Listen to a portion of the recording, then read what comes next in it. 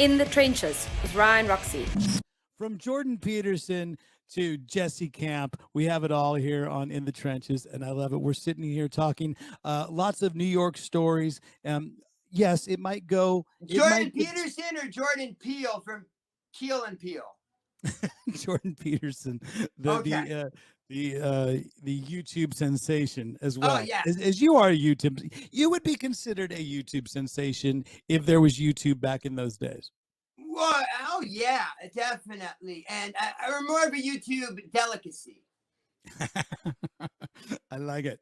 So you're these people that you're hanging around. These what was it that either brought them to you or that you went to them? How did it happen? Did they just know you as the VJ, or did they know you as the eccentric, crazy New Yorker? That because there's another very, very special New Yorker that you had a relationship with. I know a story.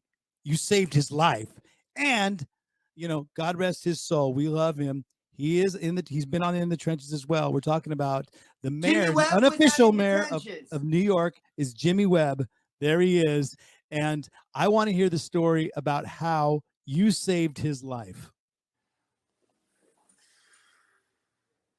Did you save his life? Yeah, I mean, but I don't even think of it in terms of saving his life, because it was just he was 100% sober. I think that Jimmy Sweet had been sober even at that point when this happened for at least a decade or so. But long story short, we were on this rock and roll cruise. It was like a Spin magazine party when Spin was still a thing, celebrating Iggy Pop.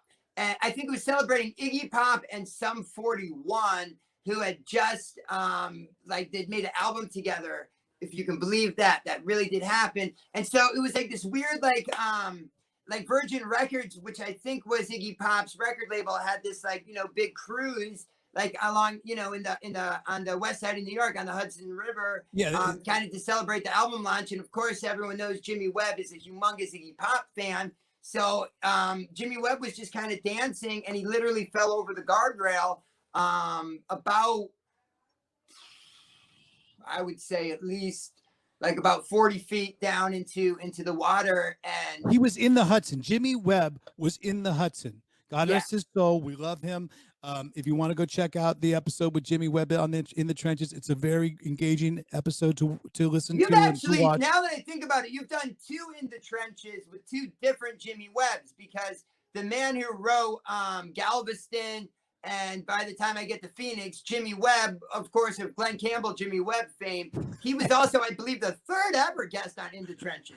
I don't believe that's true, but you know what? I want to get back to Jimmy Webb. But he falls 40 feet into the Hudson. The paywall episode. So do you just have long arms? Do you just have that incredibly long arms, or how did you retrieve Mr. Webb from the Hudson?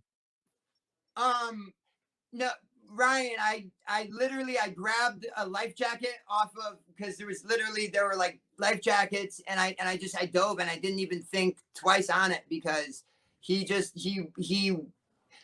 I don't think that it was that he couldn't swim, but I think that he was in such a state of shock that he literally, because I can imagine if you fall over a guardrail and then all of a sudden you have this long drop and then you're in water, he was in a state of shock and panic. And it was really, I feel uncomfortable saying this because I don't want to sound like now like I'm being like some modest hero or nothing. It really wasn't me. Something like an instinct just took over me, and I just inherently knew you have to save him. And I didn't mean to use that word, but you have to help him. And and I just I grabbed the life jacket and I climbed up the thing and dove off the rail down. And luckily I mean, even though we're both skinny, I am taller, than Ginny. I probably, I always usually weigh around like 180. And so I was able to, he didn't drag me under, and I was able to kind of hold him. And then, basically like they lowered like I guess sort of, how do I put it? It's a lifeboat or some sort of harness? Not a rope. It's like basic, but made out of rope, but where it steps, so that if you were very careful, it was strong enough that we could climb our way back onto the ship. And so, you know, Jimmy went first and I went behind him, like a ladder, basically like a strong roped ladder. And then, and we climbed back on and he was shaken up. But, folks, we are here in the trenches talking to American hero Jesse Camp. Look for the new made-for-TV movie with Tom Hanks. I think it'll be Tom Hanks because didn't he already play a hero that saved someone on the Hudson? Scully. Yes. So he could be Scully too. I guess you would be the silver medalist for all heroes on the Hudson. Heroes on the Hudson. The movie writes itself. It writes itself. Absolutely. And I believe one of America's greatest heroes ever to live off the Hudson would be Franklin Delano Roosevelt and his brother Teddy. But we'll save that for never. But what I was going to say is... we already covered that in the third episode when we had the original Jimmy Webb. Jimmy Webb. Who knew Jimmy Webb was such a history buff? I mean, like I saw the discomfort in your eyes. It was like, dude, you wrote some of the greatest songs of all time. Why do we have to do 45 minutes on the Alamo? You know, you were very polite. I am. He's a Wikipedia buff. He really is. Hey, Ryan, final weird outburst. And I did not practice this for the show. I want to see how far I can get because the one other giant link between us, I can't not mention this. I don't have a whole lot of tattoos, but this is one of them. And it's if you can see, Axl Rose has this exact girl, but your girl has Alice Cooper eyes. Oh my God. I've never noticed that about you. Yes. I mean, luckily, this is the closest I've ever come to your arm or and also notice, if you were listening earlier, not a very hairy arm. No. You have a very, very hairless shoulder, which is a good thing. Yay. Paul Stanley cannot say the same. Why am I going off on Paul Stanley? Look at this. This is like this is a tattoo artist's dream. Yeah. This is a tattoo artist's dream right there. That's an open canvas. It's an open canvas. That's open road right there. Oh man, the dream about that territory. Shout out to Man's Ruin Tattoo. We love them. Maybe go there later on in the evening. Hey, but, yeah. We have a lot of tattoo. We have a lot of tattoo enthusiasts that listen to In the Trenches. We love you all. It's just one of those things where, it's always been the anomaly. You know who else doesn't have any tattoos? I have 0 tattoos. You know the only other person that I know, the only other rock and roller that I know. 0. I'm sorry, that 0. was high Noodles. Pitch. You have none. 0. Wow. Lots of arm hair, but no tattoos. The only other rock and roller that I know with 0 tattoos, Alice Cooper himself. Interesting and amazing. Well, there you go. Was that your high school prom picture? I love it. Did you guys not know that you went to high school prom? Yes. I mean, obviously, I have a type, and it's women that look scarily like Alice Cooper. That's why I hang out in a lot of active senior centers. You know, I can tell that was not your prom because if it was your prom, you would have made Alice stand on a couple telephone books to sort of even out the size, even out the height.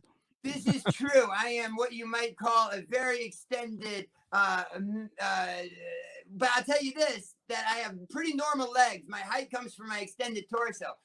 But since who else has a long torso? Alice Cooper, just really quickly as a contest, I want to see if I can at least name all the studio albums, starting with Pretty's for You, Easy Action, Love It to Death, Killer, School's Out, $1 Billion Babies, Muscle of Love, Greatest Hits, Welcome to My Nightmare, Goes to Hell, Lace and Whiskey, The Alice Cooper Show, From the Inside, Flush the Fashion, Special Forces, Zipper Catches Skin, Dada, Constrictor, Raise Your Fist and Yell, Trash, Hey Stupid, The Last Temptation, Ryan Roxie's debut appearance on the Alice Cooper album, A Fistful of Alice, yes, and then a break, but only so that Bob Marlett and Bob Ezrin, along with Ryan, could totally make a brilliant album, Brutal Planet.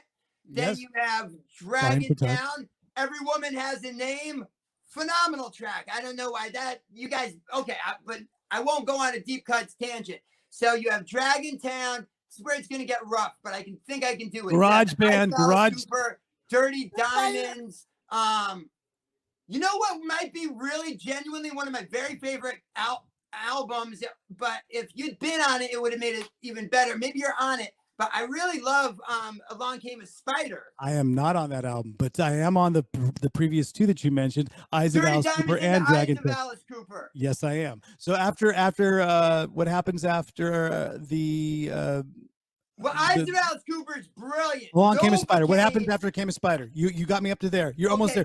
Nobody asked for this list, by the way. Nobody asked for you to mention all these, but now I want you to make it to the end. Come on. Welcome we're at the finish line. To My Nightmare.